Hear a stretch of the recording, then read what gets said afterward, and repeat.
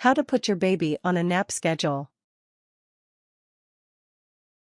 Most babies under the age of 1 need at least 2 naps a day, one in the morning and one in the early afternoon.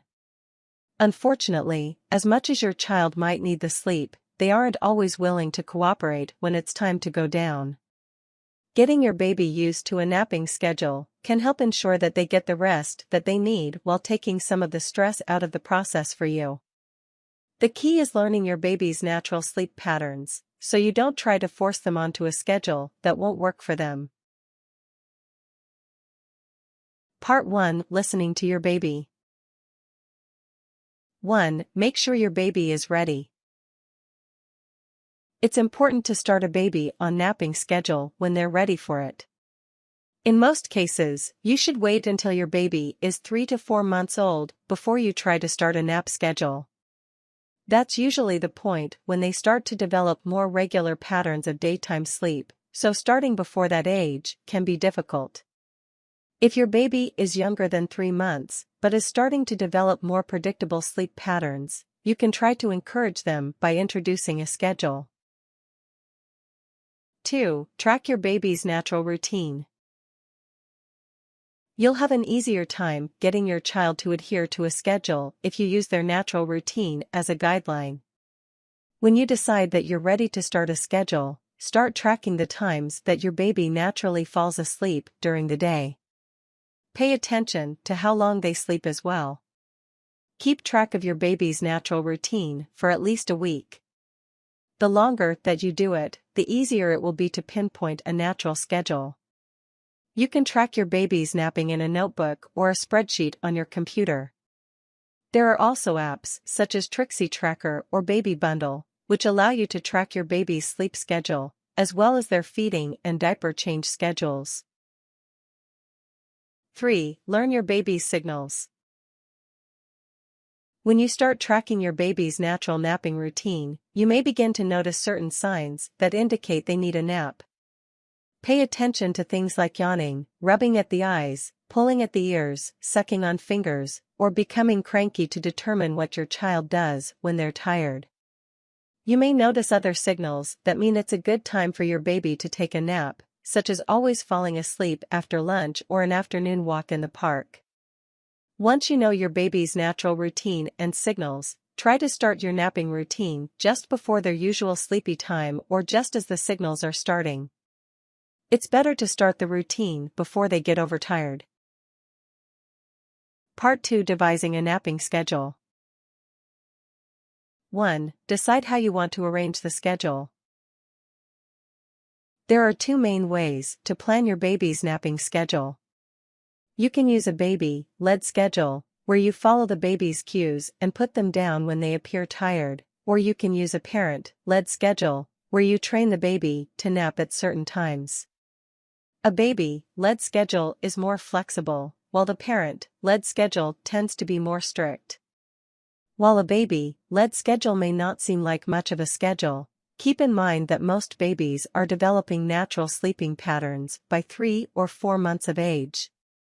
That means they'll start to nap at roughly the same time on most days. 2. Be consistent. No matter what type of nap schedule you decide on, the key to getting your baby to stick to it is consistency. You don't necessarily have to put your child down at the same precise time every day, but don't put them down right after lunch one day and 2 hours after lunch the next. It will be much more difficult for your child to develop regular napping patterns, so try to put them down within the same half hour to an hour each day. Keep your child's usual napping times in mind when you're planning their activities. For example, if you want to take your child to a music class, try to find one that's scheduled when they are usually awake. Another way to be consistent with your baby's napping is developing a napping routine. Do the same things each time you put your baby down, so they can start to learn when it's time to nap. 3. Allow for some flexibility in the schedule. While consistency is crucial to getting your baby on a napping schedule, it's also important to allow for possible interruptions in the schedule. Your doctor's appointment may run late one day, or you may get stuck in traffic on your way home from running errands. Try to stick to the schedule as much as possible, but think of it as window of time, such as 11 to 11:30, rather than a precise time. Don't worry if your baby misses a nap or winds up napping an hour or more later every once in a while. If you have a schedule in place, it will be easy to get your child back on it. Being too rigid with a schedule can lead to stress for you, and it may also cause you to miss out on some fun times with your baby. Part 3: Creating a napping routine. 1. Lower the lights. Setting the right mood when you want your baby to nap is just as important as it is when you fall asleep yourself. Start by lowering the lights in your nursery or wherever your child naps, so they can start to wind down. If natural light filters into the baby's room, make sure to draw the curtains or lower the blinds too to keep the space dark. You can also try some light-blocking curtains to help make the room even darker. Consider the temperature of the room too. You want it to be cool enough for the baby to nap comfortably, so you may want to turn on a fan if necessary. 2. Read a story and/or sing a song to the baby. You can help your baby relax further by reading a favorite story and/or singing a favorite song as you rock them. Eventually, your child will begin to recognize the story and song routine as signal that it's time to rest. 3. Use soothing activities to calm the baby down.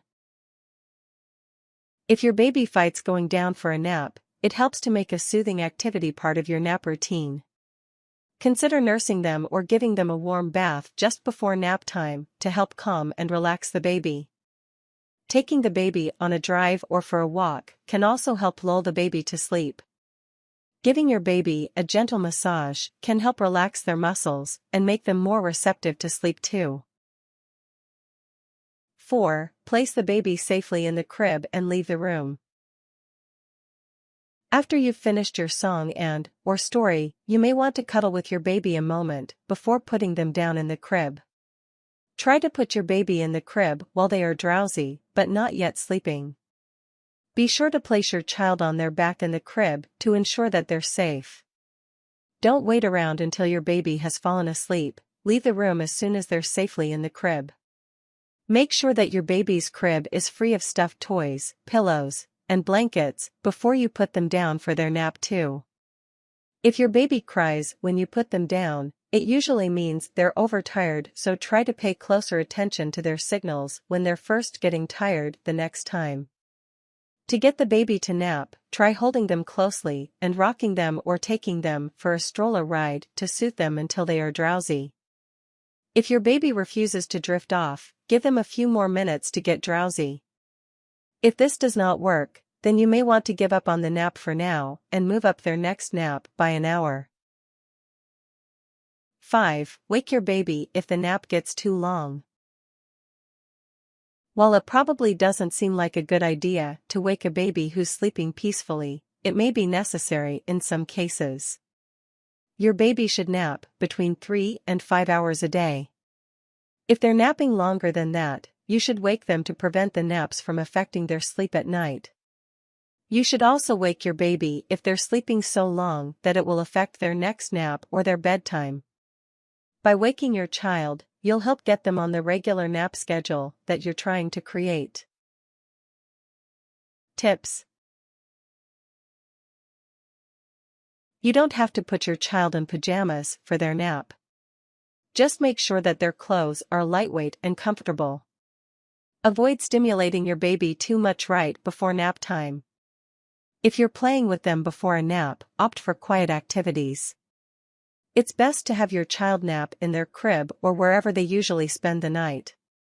They'll associate it with sleeping, so they'll be more likely to fall asleep.